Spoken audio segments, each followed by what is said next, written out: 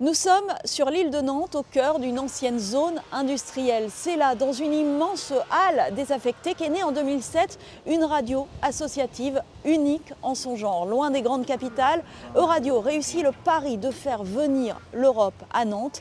11 ans après sa création, elle a déménagé, mais elle aimait toujours plus que jamais. Tous les matins, à l'heure où le marché s'installe, Euradio ouvre ici une fenêtre sur l'Europe. La matinale d'Euradio, Simon Marty.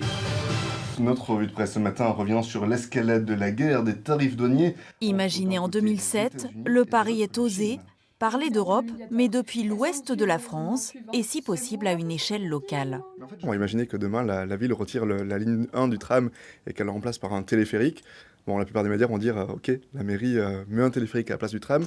Nous, on va chercher dans d'autres pays européens quelles sont les villes qui ont opté pour le téléphérique comme moyen de transport urbain, aller faire des interviews avec éventuellement des élus ou les gens qui ont conçu le système pour essayer de comprendre qu'est-ce que ça apporte comme avantage, comme problématique nouvelle, pour essayer de venir rajouter une nouvelle vision, un autre prisme en fait à l'information de base.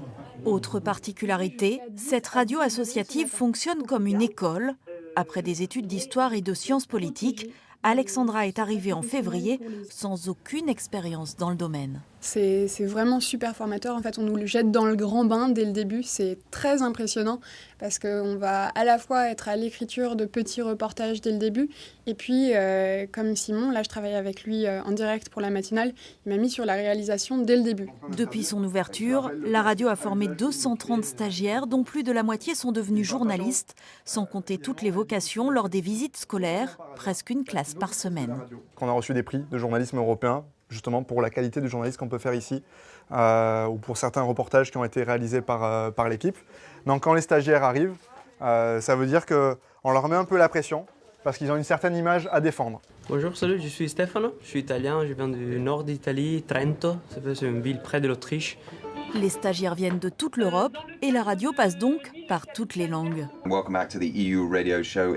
Étudiant à Oxford, Jonathan a découvert ici les ficelles du métier, mais aussi une Europe plus concrète, à l'heure où son pays s'apprête à la quitter.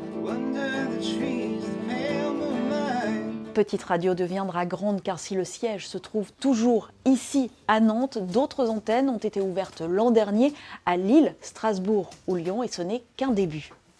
Les premières fréquences auxquelles nous avons répondu, c'était Lille, Strasbourg et Lyon, voilà, qu'on a eu par le CSA. Donc ça, c'est les 3 plus grandes villes françaises et on était ravis de les avoir. Ça lançait l'aventure. Et puis on ne le voit pas, mais on a également déposé un dossier pour sortir de la France, parce que ce projet, c'est pas de s'arrêter à la France, c'est de sortir du territoire français à un moment donné et peut-être de mailler après les 28 États membres. Et à long terme, imaginez pourquoi pas la pêche en mer vue depuis Saint-Nazaire, Rotterdam ou Hambourg. Ici, l'Europe est celle de la jeunesse, des territoires et du concret.